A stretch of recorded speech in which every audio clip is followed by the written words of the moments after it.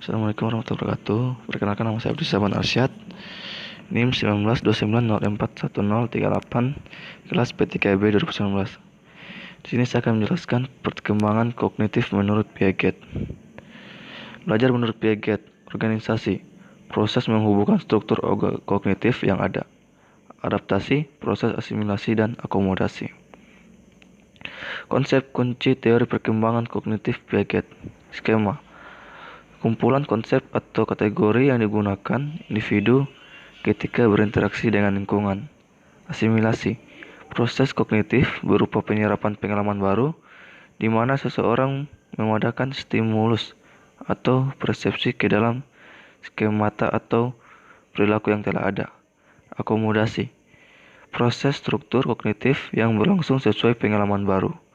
Proses ini menghasilkan skema baru dan mengubah skema lama.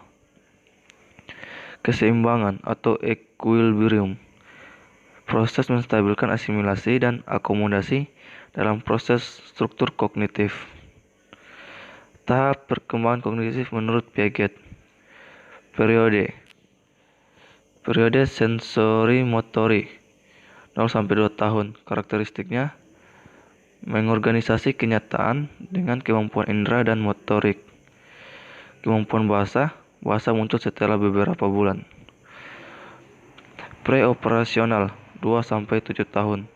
Karakteristik egosentris, 2 meningkatnya aktivitas simbolik, 3 mulai representasi. Kemampuan bahasanya, pertama egocentric speech, 2 sosialisasi speech. Periode konkret operasional 7-12 tahun. Karakteristik pertama reversibility, kedua conservation, ketiga seriation, keempat classification. Kemampuan bahasa, mulai memahami bahasa verbal, kedua memahami hal-hal yang konkret. Periode formal operasional 12 tahun. Karakteristiknya, pertama mampu berpikir abstrak dan logis, kedua mampu self-reflection, ketiga membayangkan peran-peran orang dewasa, mampu menyadari dan memperhatikan keperingatan masyarakat. Kemampuan bahasa, pertama bahasa lebih berkembang, kedua dapat mengekspresikan ide-ide dalam bahasa. Terus implikasi terhadap pembelajaran. Tahap sensorik motorik, merancang indera bayi dengan berbagai macam objek. Kedua, mengamati bagaimana bayi belajar mengontrol lingkungan sekitarnya untuk mencapai reaksi tertentu. Ketiga, mengamati bagaimana bayi memperluaskan kemampuannya untuk bertindak dan keterampilan dengan meniru perilaku orang lain. Tahap preoperasional.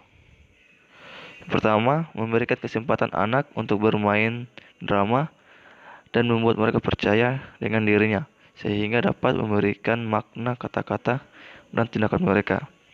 Kedua, merencanakan sebuah aktivitas yang membuat anak terlibat dan bekerja sama, serta berbagi dengan yang lain.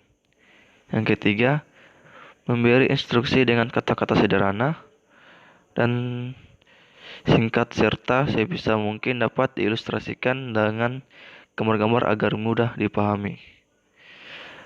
Tahap konkret operasional. Yang pertama, sadar terhadap lingkungan, terhadap tingkat perbedaan berpikir, memberikan kesempatan kepada siswa untuk menerima informasi di kelas dan menghadirkan kembali dengan cara yang mudah mereka kenal.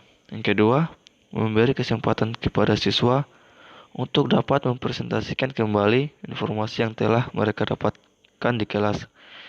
Ketiga, membantu mereka untuk meningkatkan keterampilan konservasi dan mengklasifikasi objek serta mengenal tugas-tugas yang kompleks untuk membantu mereka berpengalaman dalam hal reversibility.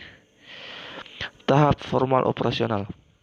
Pertama, memberikan kesempatan kepada siswa untuk meningkatkan kemampuan berpikir dan keterampilan menyelesaikan masalah, membantu siswa dari berpikir konkret ke berpikir abstrak.